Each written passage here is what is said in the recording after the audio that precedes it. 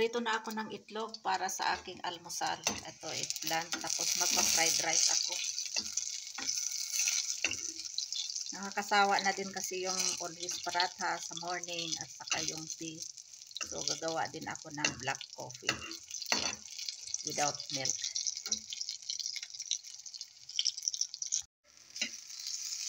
Fried rice.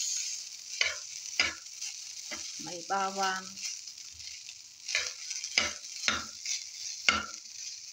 And then, ito na yung kape. So, maya-maya kunti kakain ako ng breakfast.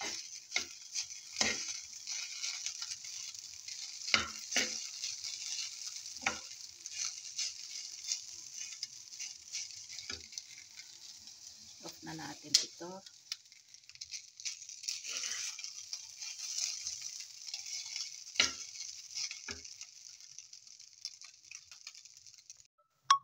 Ayan, kain tayo ng breakfast.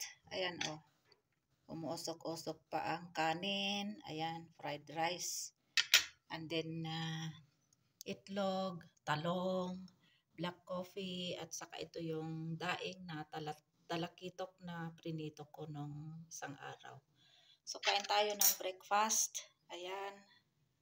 Para maiba naman ang almusal, kaya ito nag-fried rice ako. Lagi na lang kasi paratha at saka tea. Sila kayo kumain na ng paratha at saka tea. Si Langga tulog pa, si Fahad tulog pa din, si Fatma nag-almusal na din siya ng tea with paratha. So ako na lang ang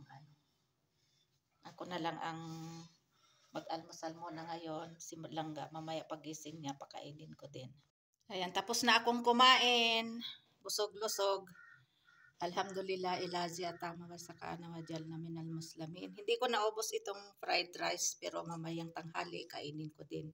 May 3 piraso na talong na natira.